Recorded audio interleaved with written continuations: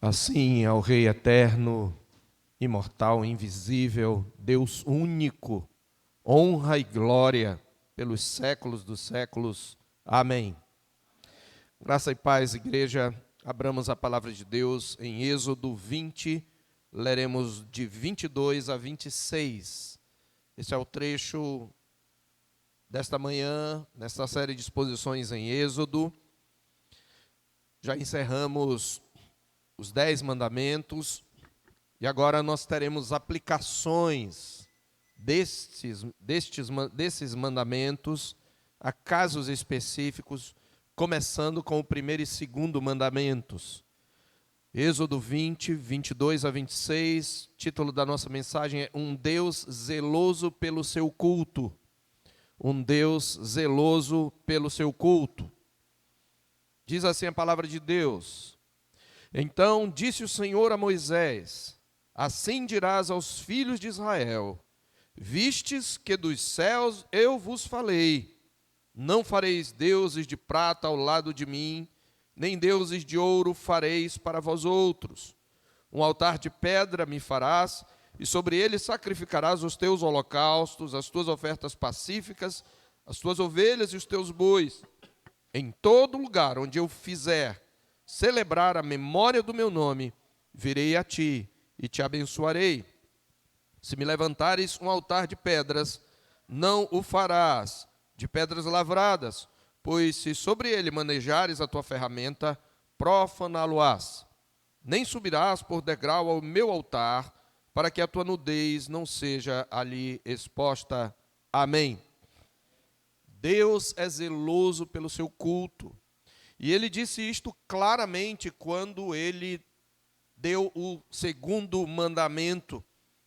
Ele, na verdade, o primeiro e o segundo, mas ele anexa a declaração do seu zelo ao segundo mandamento. E eu quero reler capítulo 20, versos 3 e 4, de 3 até o 6. Não terás outros deuses diante de mim.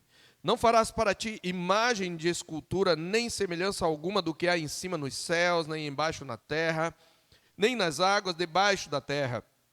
Não as adorarás, nem lhes darás culto, porque eu sou o Senhor, teu Deus. Eu sou o teu Deus, Deus zeloso, que visito a iniquidade dos pais nos filhos até a terceira e quarta geração, daqueles que me aborrecem, e faço misericórdia até 1000 gerações, daqueles que me amam e guardam os meus mandamentos. Meus irmãos, conforme nós temos visto, quando da entrega dos 10 mandamentos, todo o povo testemunhou a manifestação da santidade de Deus e ouviu as palavras da aliança, conforme diz o verso 18. Por meio de uma teofania, o Senhor Deus revelou sua fidelidade pactual, sua santidade, sua misericórdia e o seu caráter como um Deus que fala, portanto, um Deus pessoal, que se relaciona pessoalmente com o seu povo. Nós vimos também que diante da gloriosa manifestação, todo o povo estremeceu ante a santidade de Deus e compreendeu sua necessidade de um mediador. Vimos ainda que a experiência expôs as deficiências da fé que aquele povo tinha no Senhor, ao demonstrarem eles um medo pecaminoso, ao invés de um temor piedoso. Aprendemos assim, meus irmãos, que o medo pecaminoso procede da incredulidade, leva-nos a fugir de Deus, incita-nos a pecar e, portanto, é contrário ao amor de Deus. Enquanto o temor piedoso, de outro lado, procede de uma fé genuína, leva-nos a nos render e obedecer ao Senhor, sendo este uma expressão do nosso amor por Ele. O nosso texto, meus irmãos, é a transição entre a entrega dos 10 mandamentos para uma seção conhecida, e uma seção conhecida entre os estudiosos como Código da Aliança, ou Livro da Aliança, e que compreende esse trecho do capítulo 20, 22, até o capítulo 23, o último versículo. Isto porque no capítulo seguinte, capítulo 24, Moisés escreverá os estatutos e construirá um altar segundo essas prescrições, acerca das quais nós lemos no nosso texto. Isso está em Êxodo 24, versos 3 e 4. Observe comigo aí o capítulo 24, que logo após o final de todo esse trecho, encerrando esse trecho, diz no verso 3 e 4 que veio, pois, Moisés e referiu ao povo todas as palavras do Senhor e todos os estatutos. Então todo o povo respondeu a uma voz e disse: tudo o que o Senhor falou, faremos. Moisés escreveu todas as palavras do Senhor e, tendo-se levantado pela manhã de madrugada, erigiu um altar ao pé do monte e 12 colunas, segundo as 12 tribos de Israel, e enviou alguns jovens dos filhos de Israel, os quais ofereceram ao Senhor holocaustos e sacrifícios pacíficos de novilhos. Moisés tomou metade do sangue e o pôs em bacias, e a outra metade aspergiu sobre o altar. E observe o verso 7, e tomou o livro da aliança. É daqui que vem o nome que os estudiosos dão a esse texto. Tomou o livro da aliança e o leu ao povo, e eles disseram, de novo, tudo o que o Senhor falou, faremos e obedeceremos. E Moisés então tomou aquele sangue, asperge sobre o povo, salpica sobre o povo, e diz, eis aqui o sangue da aliança que o Senhor fez convosco a respeito de todas estas palavras. Então, nós temos aqui o livro da aliança. Devemos, porém, considerar, meus irmãos, que a aliança, na verdade, começou desde o capítulo 19. A diferença é que, após as 10 palavras, o povo não ouvirá mais a voz de Deus diretamente.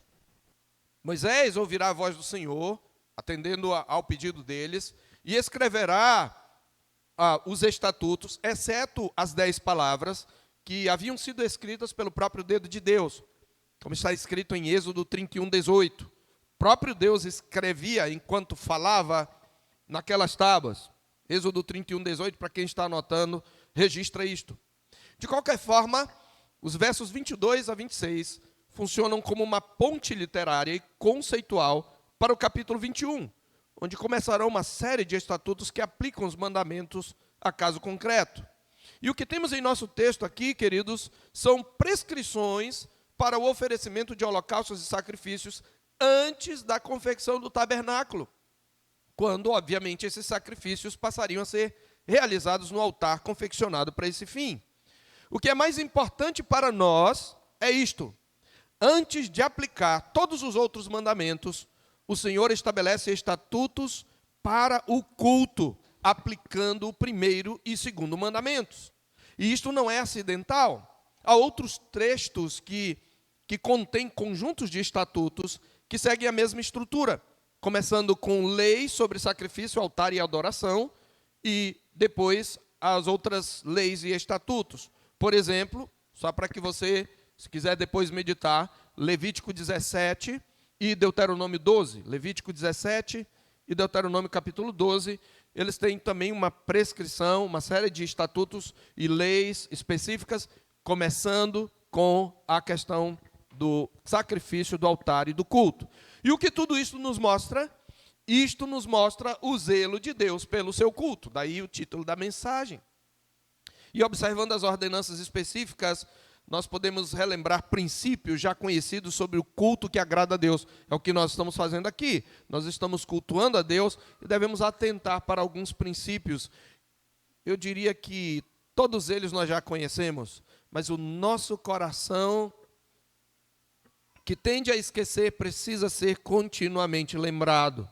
E eu quero chamar a sua atenção, então, para alguns princípios dentro desse tema.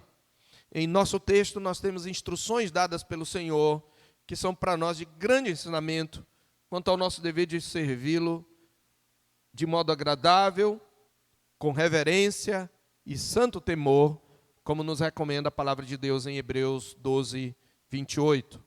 Eu queria compartilhar com os irmãos 4 princípios acerca do zelo do Senhor pelo seu culto e, ao mesmo tempo, do tipo de culto que devemos prestar ao Senhor.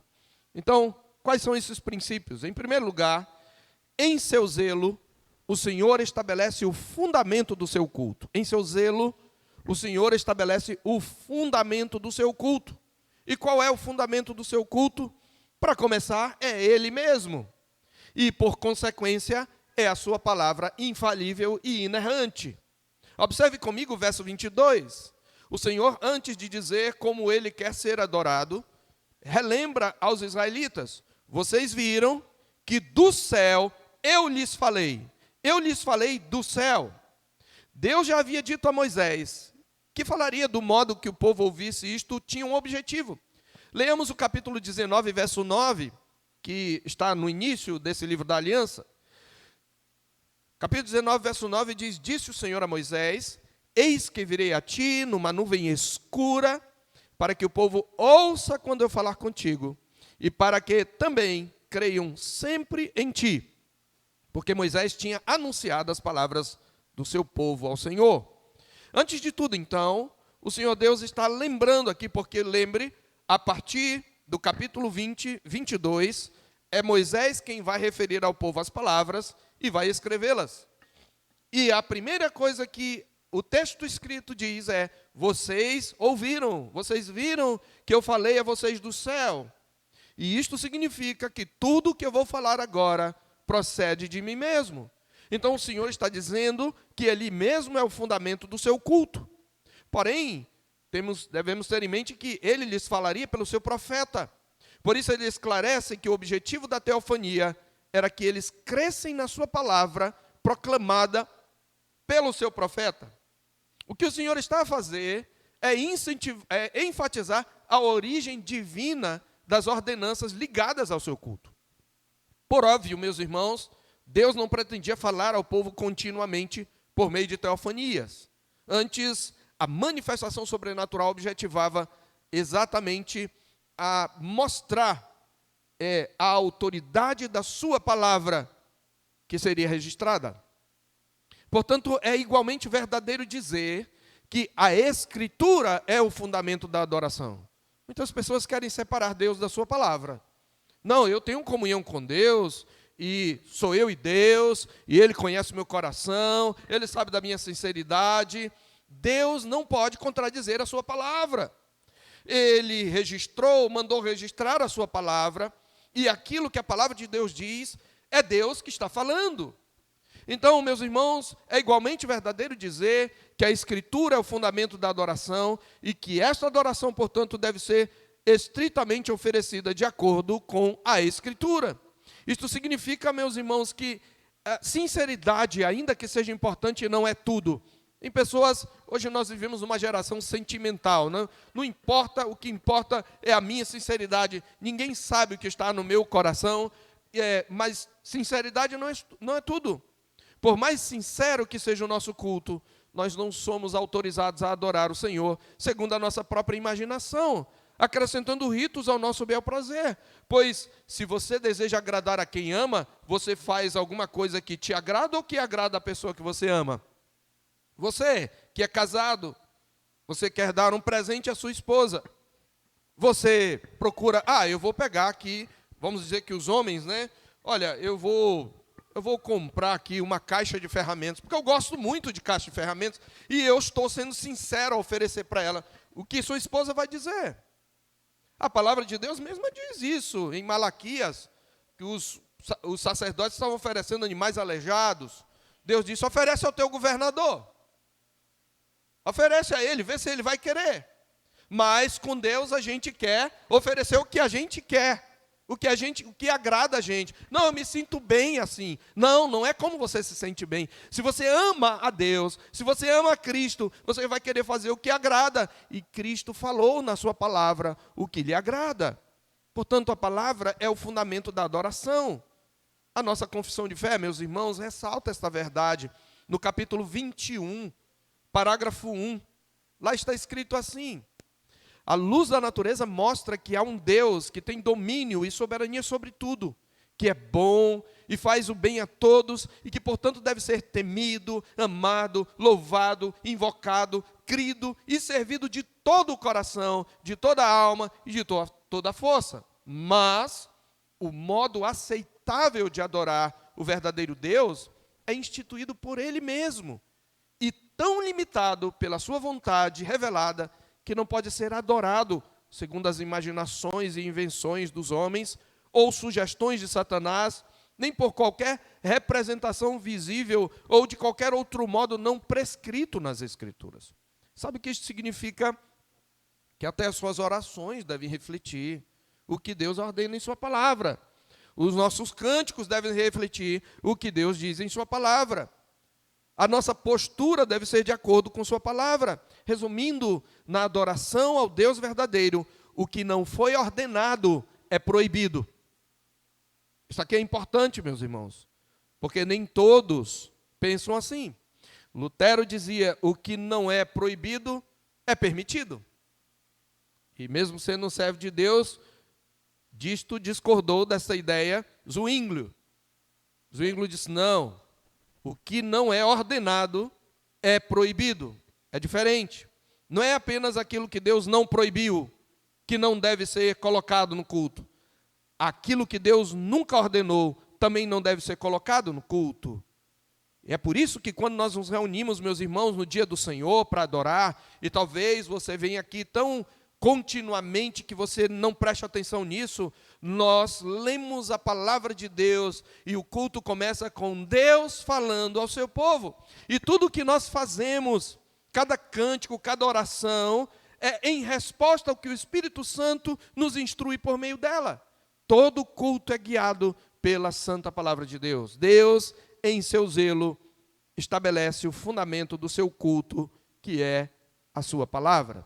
Em segundo lugar, em seu zelo, o Senhor estabelece os parâmetros do seu culto. Não só o fundamento do seu culto, mas os parâmetros. Parâmetros são os padrões, os critérios, tá? Principalmente para crianças que anotam aí.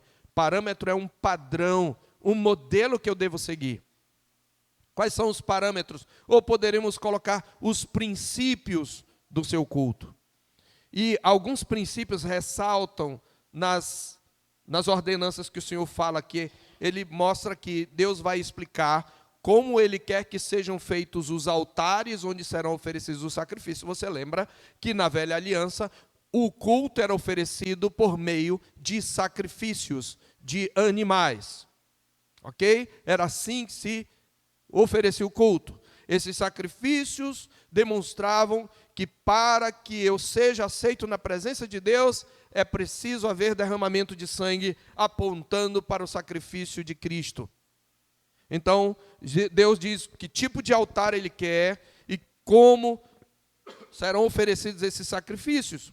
E uma orientação quanto à postura que devemos ter. Quais são os parâmetros do seu culto? O primeiro parâmetro que eu enxergo aqui, meus irmãos, no texto, é o que eu chamo de obediência da fé.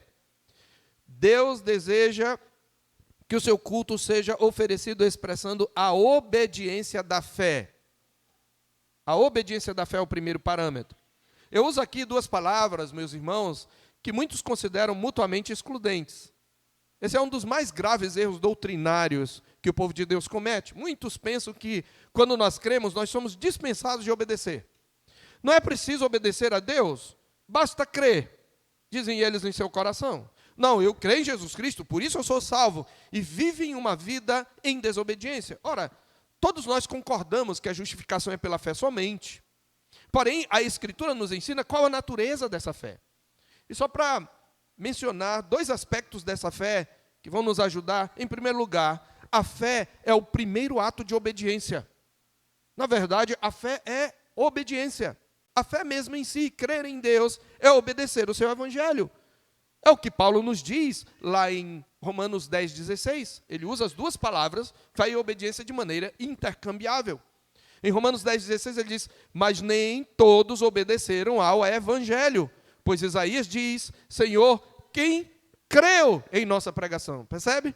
Ele diz que nem todos obedeceram ao evangelho, e ele usa como base bíblica um texto que diz, quem creu em nossa pregação? Então, a fé é o primeiro ato de obediência. Em segundo lugar, a obediência é a demonstração prática da fé que professamos. Então, essa fé genuína, ela é uma fé que se expressa na obediência. Como sabemos que Abraão creu no Senhor? Ora, em Hebreus capítulo 11, verso 8, está escrito, pela fé, Abraão, quando chamado, obedeceu, a fim de ir para um lugar que devia receber por herança, e partiu sem saber para onde ia. Pela fé, Abraão obedeceu. Em nosso texto, meus irmãos, os israelitas deveriam obedecer os estatutos de Deus quanto ao seu culto. Ao fazer isto, eles estariam demonstrando na prática a sua confiança no Senhor. E os holocaustos e sacrifícios ali oferecidos apontavam para a expiação do pecado e da culpa pelo derramamento do sangue de uma vítima substituta. E ainda, ao não adorarem a partir do que viam, pois lhes foram proibidas as imagens, e sim a partir do que ouviam, eles demonstravam a obediência da fé, porque essa é a natureza da fé. A fé, a certeza, está lá em Romanos 10, no versículo 17, logo depois do versículo que eu citei. Assim, a fé vem pelo ouvir, ou pela mensagem ouvida, e a mensagem ouvida pela palavra de Cristo. Era até possível, portanto, que, como ainda é para nós, eles seguirem os ritos sem crerem de fato, mas era impossível crer e não seguir os estatutos divinos relacionados ao seu culto. Portanto, a adoração agradável ao nosso Deus é aquela oferecida em plena certeza de fé. E se eu creio, eu vou fazer o que Deus ordena. Eu vou fazer o que Ele diz que lhe agrada, e não o que o meu coração acha. A fé, a obediência da fé, é um dos parâmetros do seu culto. Dentro ainda deste segundo ponto, um segundo subponto, um segundo parâmetro é a simplicidade. O culto é marcado pela obediência da fé. Deus fala na sua palavra e o seu povo alegremente obedece, cantando louvores, confessando os seus pecados e ouvindo atentamente a sua palavra e respondendo a sua palavra. Mas o culto também é marcado pela simplicidade. Observe aí que Deus, Ele primeiro proíbe fazerem deuses de prata e de ouro. Veja, Ele diz isto aí claramente. Um altar de não fareis deuses de prata ao lado de mim, nem deuses de ouro fareis para vós outros. Aqui nós temos uma fusão dos dois primeiros mandamentos na construção que Deus faz. Ele diz, não fareis deuses de prata ao lado de mim.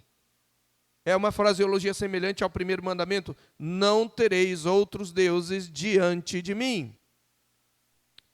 Em segundo lugar, ele diz, nem deuses de ouro fareis para vós outros. É o que o segundo mandamento diz, não faça para vocês, não façam imagens de escultura.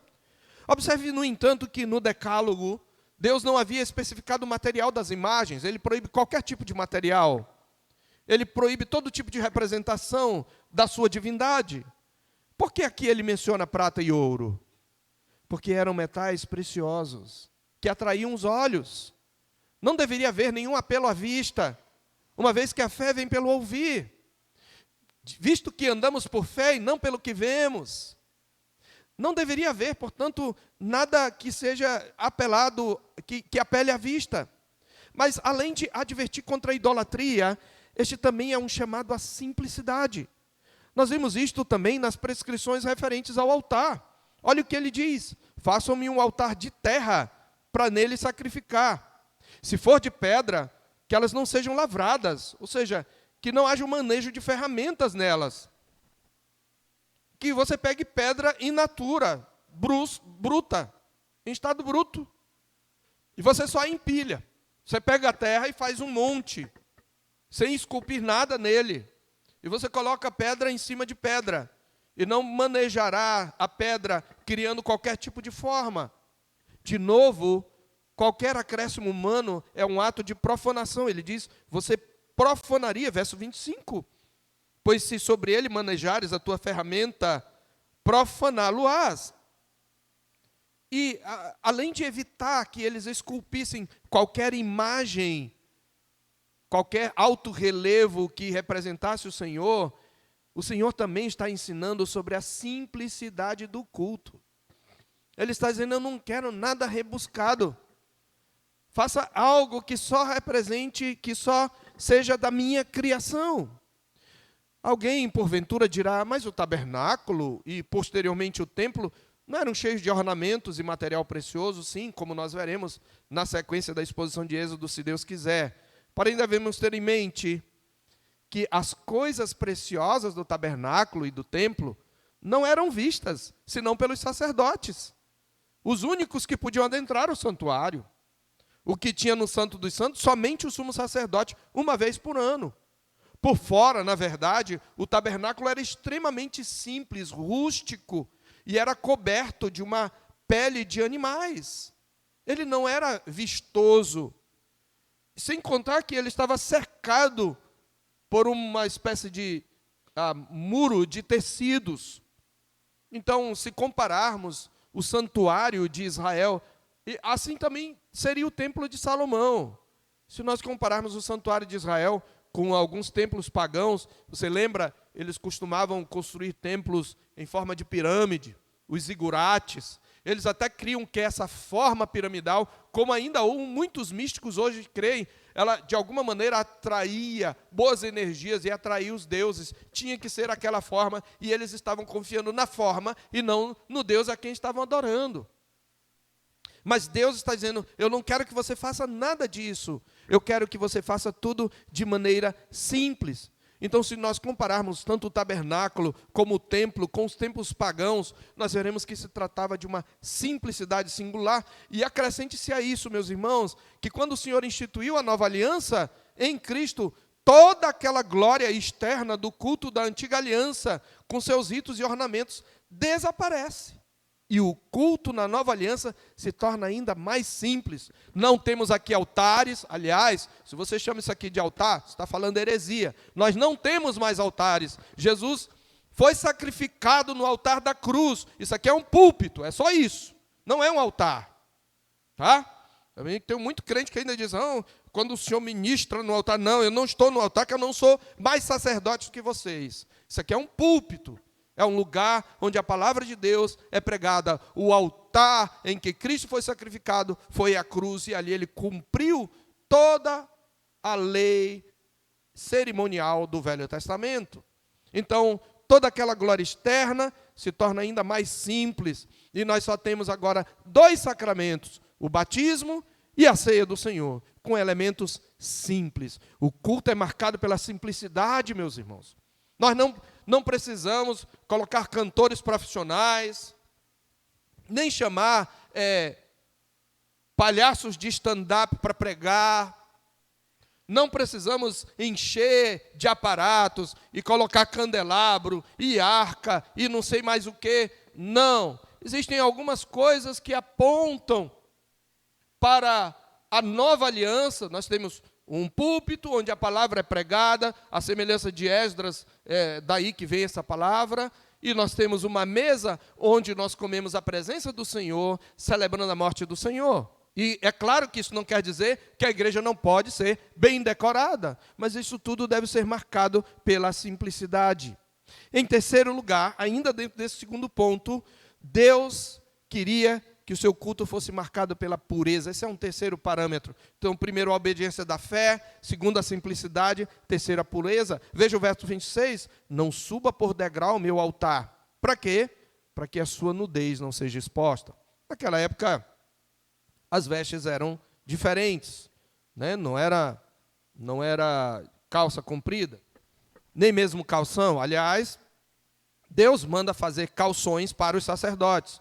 Mas a veste comum, qualquer homem, dependendo da situação em que ele tivesse, e subisse num degrau, o vento podia bater, iria expor a sua intimidade. E Deus não queria que isto acontecesse. Não suba por degrau para que a tua nudez não seja exposta. Nós devemos ter em mente aqui o contexto das nações pagãs. Lembre-se que os cultos pagãos, sendo geralmente celebrações de fertilidade, eles envolviam a exposição proposital da nudez.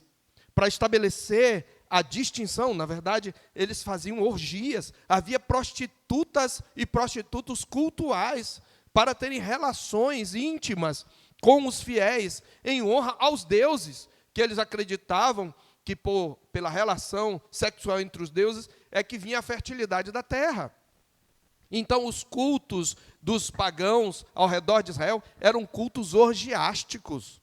E não tinha discriminação, era homem com animal, homem com homem, mulher com mulher, e todo tipo de imundície. O Senhor mesmo disse, por essas abominações o Senhor está expulsando essas nações. Não faça a mesma coisa. Então, o que Deus está aqui é exatamente estabelecendo uma distinção entre os cultos idólatras e a verdadeira adoração. E, meus irmãos, nós temos que aplicar isto hoje.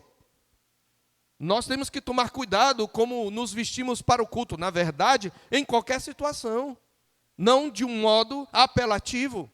Na verdade, em todo momento, homens e mulheres, sobretudo mulheres, precisam se vestir de um modo decente, que não chame a atenção para a sua sensualidade. Pois o culto é marcado pela pureza, mas é óbvio que isso não diz respeito só à vestimenta, diz respeito ao nosso coração. O Senhor está proibindo até mesmo a exposição acidental da nudez. Veja, é acidental, nem é proposital. Então eu preciso tomar providências para que minha nudez, para que minha sensualidade não seja exposta, para não incitar outros à impureza, ao pecado, à cobiça. Enquanto as nações se promiscuíam em honra aos seus deuses, o Santo de Israel enfatiza que o culto que o agrada é marcado pela pureza. Mas não é só em relação à sexualidade, é a pureza de coração também. Porque muitos têm uma veste bem decente, mas o coração cheio de ira. E isto é pecado, é impuro do mesmo jeito. Outros têm uma forma de se vestir decente, mas o coração cheio de orgulho, cheio de soberba, cheio de inveja, cheio de cobiça, cheio de todo tipo de pecado. A Bíblia nos diz, meus irmãos, lá em 2 de Pedro, eu peço que você abra lá, ou 1 de Pedro, capítulo 2, como nós devemos nos aproximar do Senhor com pureza. No capítulo 2, Pedro está falando do culto. 1 de Pedro 2 diz, despojando-vos. A ideia de tirar uma roupa suja. Despojando-vos, portanto, de toda maldade, dolo, quer dizer, falsidade, de hipocrisias e invejas, e de toda sorte de maledicências. Tudo isso, desejar ardentemente, como crianças recém-nascidas, o genuíno leite espiritual, para que por ele você seja dado crescimento para a salvação, se é que já tens a experiência que o Senhor é bondoso, chegando-vos para ele, a pedra que vive, sim, rejeitada pelos homens, mas para com Deus eleita e preciosa, também vós mesmos, como pedras que vivem, sois edificados casa espiritual, para ser de sacerdócio santo, a fim de oferecer de sacrifícios espirituais agradáveis a Deus, por intermédio de Jesus Cristo. Observe que é nesse contexto que Pedro diz no verso 9, vocês são raça eleita, sacerdócio real, nação santa, povo de propriedade exclusiva de Deus, a fim de proclamar as virtudes daquele que vos chamou das trevas para a sua maravilhosa luz, mas para nos aproximar daquele que é a pedra que vive, a fim de que nós mesmos sejamos pedras vivas, de um santuário vivo, nós precisamos deixar toda impureza, acúmulo de maldade, e veja aí, ele está falando todo tipo de impureza, e veja que ele inclui impureza não apenas sexual, ele fala da maledicência, da boca que maldiz, ou que faz fofoca, ou que faz intriga, ou que murmura, da inveja, do dolo, do engano, da hipocrisia, porque o culto que agrada a Deus deve ser um culto marcado pela pureza. Então, nós já vimos que Deus, ele em seu zelo, estabelece o fundamento do seu culto, ele estabelece em segundo lugar os parâmetros do seu culto, em terceiro lugar, em seu zelo, o Senhor chama o seu povo à consagração e à comunhão com ele. Em seu zelo, o Senhor chama o seu povo à consagração e à comunhão com ele. Depois de estabelecer os parâmetros, Deus está chamando o seu povo. O que é que Deus menciona aqui? Olha, você, sobre o altar, sacrificará, verso 24, os teus holocaustos, as tuas ofertas pacíficas, as tuas ovelhas e o teu boi, em todo lugar onde eu fizer celebrar a memória do seu nome, do meu nome. Veja, celebrar é, de certa maneira, uma festa, é uma comemoração, é uma lembrança. E Deus menciona aqui holocaustos e ofertas pacíficas. Nós precisamos entender um pouquinho do que se trata. Ambos os tipos de oferta, primeiramente, envolviam derramamento de sangue. Portanto, a expiação dos pecados está presente. Ao impor as mãos sobre o animal, enquanto o sacerdote o imolava, o sacerdote estava se identificando com a vítima e transferindo-lhe simbolicamente a sua própria vida. incluindo os seus pecados e as suas aspirações. Então, o culto que agrada a Deus envolve um sacrifício, mas lembre, esse sacrifício expiatório já foi feito na nova aliança por Jesus Cristo. E é por isso que nós precisamos da mediação de Jesus. Mas, quando Deus institui mais tarde o código de santidade, outros tipos de ofertas serão estipulados, como oferta pelo pecado, oferta pela culpa. Agora, no entanto, são dois tipos aqui, são citados à guisa de exemplo, para ensinar princípios do culto. O holocausto consistia em queimar um animal até as cinzas. Todo o animal, exceto sua pele, era queimado, como sinal do oferecimento da própria vida a Deus. Portanto, era uma oferta de consagração. O ofertante está dizendo, eu quero que a minha vida seja consumida. É óbvio que uma vítima substituta já foi consumida, mas isso para expiação. Mas há um outro sentido, uma outra aplicação. O ofertante está dizendo que a minha vida seja como deste animal, totalmente consumida para a glória do meu Deus. Já a oferta pacífica, meus irmãos, ela não era totalmente queimada. A melhor parte dela era queimada ao Senhor, a gordura, toda a gordura era queimada. A coxa direita era dada, por sua vez, ao sacerdote. Mas o restante era comido pelo ofertante, pela sua família e até por alguns convidados. Ele podia até trazer convidados para comer diante do Senhor. Havia ali uma refeição. Então, o que nós temos aqui, ela é chamada oferta pacífica, né? Shalomim, é da mesma palavra shalom aqui, a palavra oferta pacífica, não tem a palavra oferta aqui, é shalomot, é a palavra, é o plural hebraico feminino, ou shalomim, o plural hebraico masculino. Os vossos shaloms, é como se ele dissesse, as ofertas de paz. E por quê? Porque a oferta pacífica, ela está celebrando a reconciliação com o Senhor por meio do sacrifício da vítima substituta.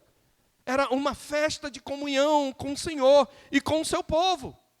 Propiciado pelo sacrifício de um substituto, o Senhor aqui é o anfitrião que convida o seu povo a sentar-se à sua mesa e a participar da festa. O Senhor já tinha comido a gordura, simbolicamente.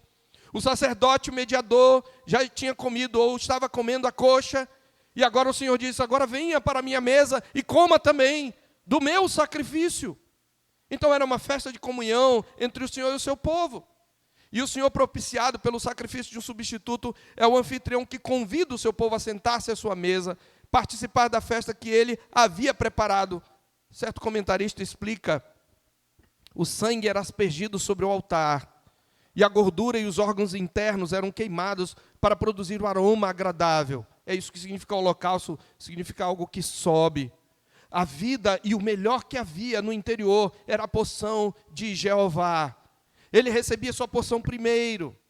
Então, o ofertante e o sacerdote recebiam porções. Deus, sendo satisfeito, uma mesa era colocada para o homem e servida como parte do sacrifício já apresentado no altar. O altar é lugar de oferta para Deus.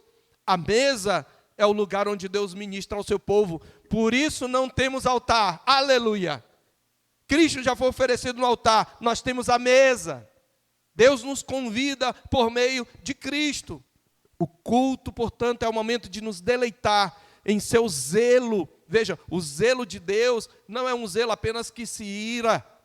Ele diz, no meu zelo, eu visito a iniquidade dos pais nos filhos até a terceira geração. Mas ele continua dizendo, no mesmo zelo, eu visito com misericórdia até 1000 gerações daqueles que me amam. Então, em seu zelo, Deus nos chama a nos consagrar totalmente a Ele e nos chama a ter comunhão com Ele, a comer a sua mesa. Ele é o nosso anfitrião. Nós estamos aqui para nos deleitar do nosso Deus, Ele mesmo se dando a nós. E em quarto e último lugar, em seu zelo, o Senhor anexa promessas ao seu culto. Verso 24. Em todo lugar onde eu fizer celebrar a memória do meu nome, virei a ti e te abençoarei. Deus sabe que precisa incentivar o seu povo com recompensas. E não é que ele quer desenvolver no seu povo, ou alimentar no seu povo um coração mercenário, porque a maior bênção é ele mesmo. A bênção não é qualquer coisa material propriamente, embora essas possam ser instrumentos e bênçãos do Senhor, mas a maior bênção é o próprio abençoador. Ele está dizendo: ali virei a ti e te abençoarei. Há promessas para aquele que cultua a Deus de maneira agradável. Eu quero concluir, meus irmãos, primeiramente, dizendo que nós devemos ter em mente que nesse momento da história ainda não há local para o sacrifício. Eu quero trazer essa observação aqui. Observe que é sempre o Senhor que determina o lugar onde será celebrado. Ele não determina só como é celebrado. Ele diz: ali, no lugar em onde eu fizer celebrar a memória do meu nome. Enquanto não havia tabernáculo, o povo não podia erguer altares em qualquer lugar, não. Normalmente era onde Deus se revelava. Aliás, era assim até no período patriarcal.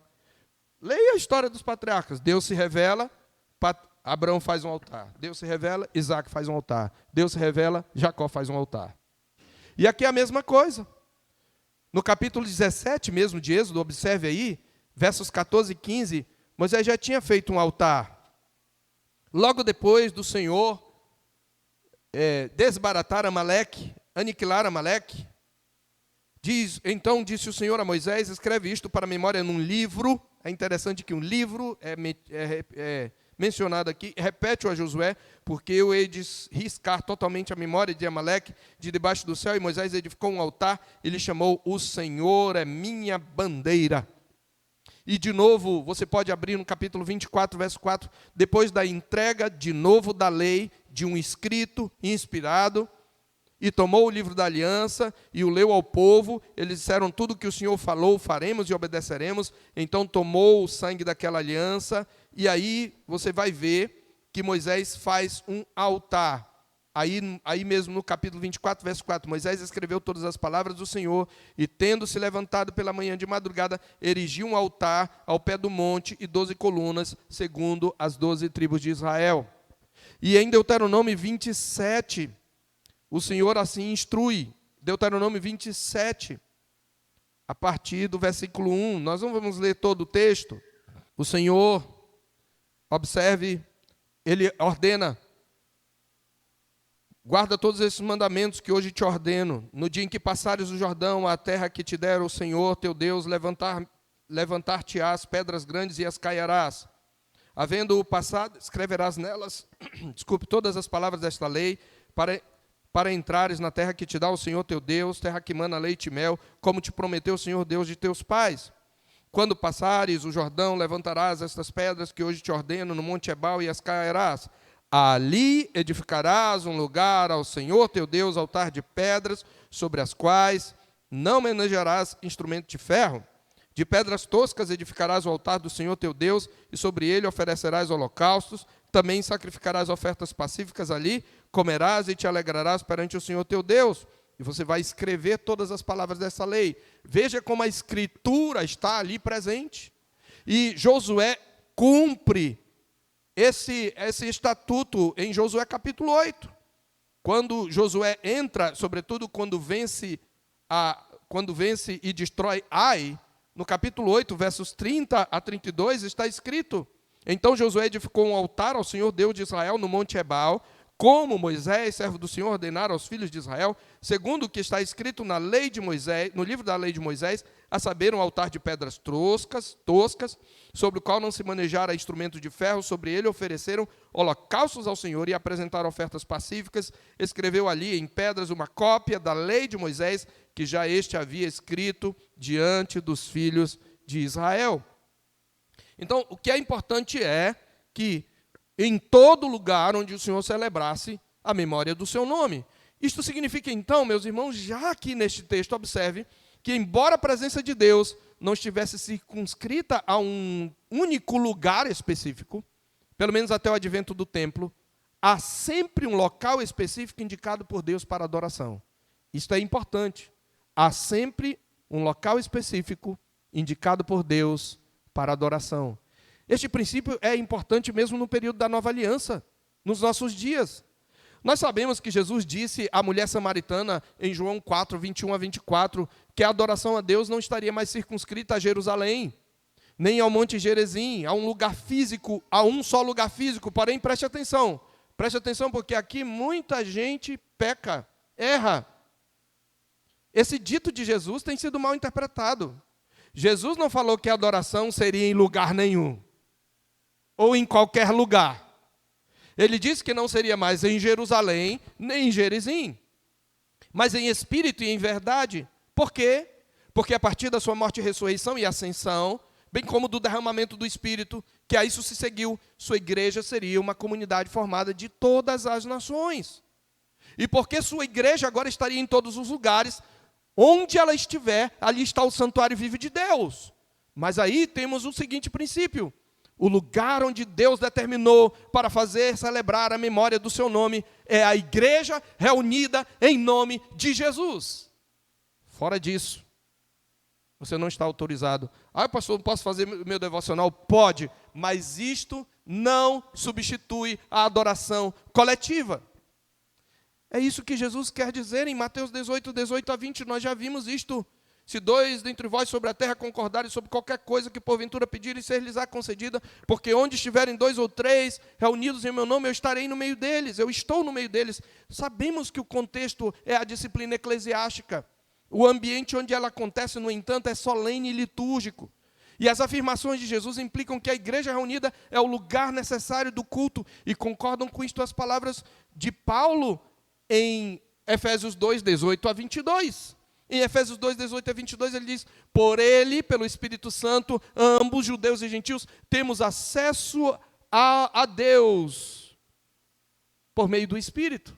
Assim já não sois estrangeiros e peregrinos, mas concidadãos dos santos e sois da família de Deus, edificados sob o fundamento dos apóstolos e profetas, sendo ele mesmo Jesus a pedra angular. Nós somos santuário vivo de Deus, ele diz na sequência.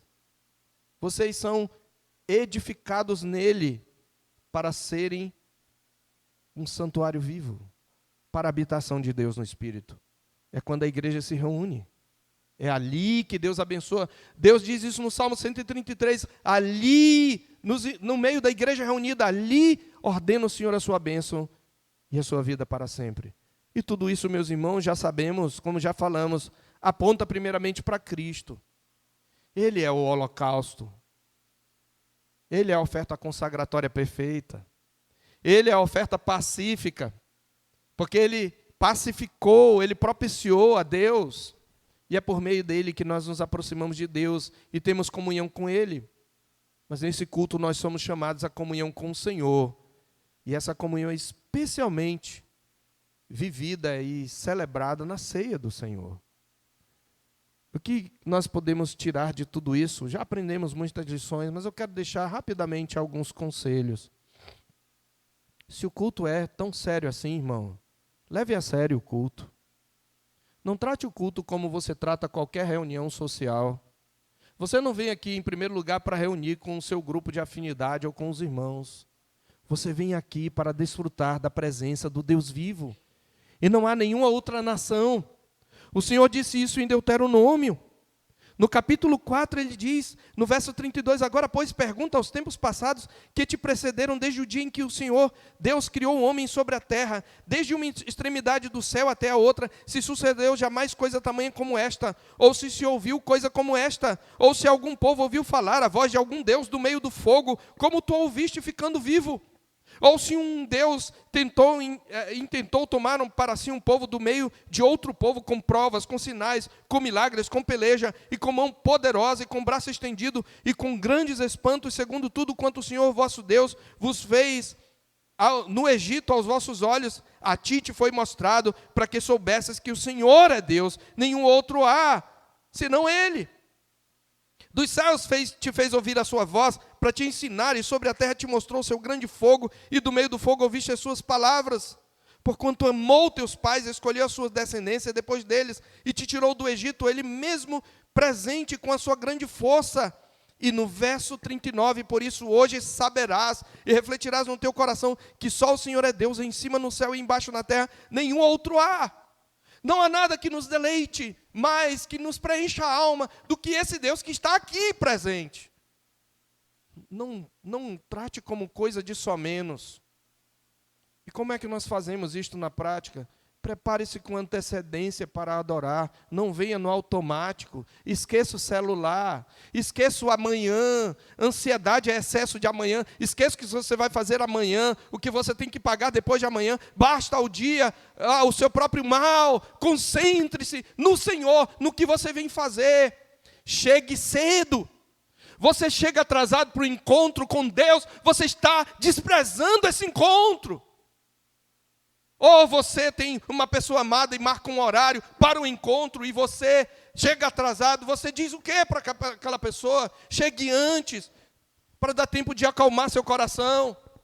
Estando aqui, leia a palavra, cante a palavra, se for orar, ore a palavra, participe ativamente do culto dizendo amém.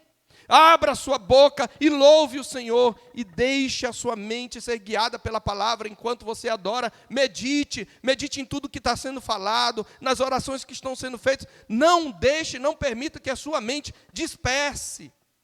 Desfrute da presença de Deus. Ele está aqui. Não deixe que os ídolos tomem a atenção do seu coração. Porque Deus nos ama e tem prazer e alegria em ter comunhão conosco. E Ele tanto valoriza isso, que Ele matou o seu Filho para restabelecer comunhão. Que o Senhor Deus nos dê graça de valorizarmos este dia e este momento e nos prepararmos para Ele do modo agradável. Oremos. Senhor, aplica a Tua palavra ao nosso coração. Aplica, Senhor, começar em mim, que valorizemos mais o Teu dia, em nome de Jesus, e que a graça do nosso Senhor e Salvador Jesus Cristo, o amor sacrificial de Deus nosso Pai, e a comunhão consoladora do Espírito seja conosco, e com todo o povo de Deus agora e para sempre. Amém.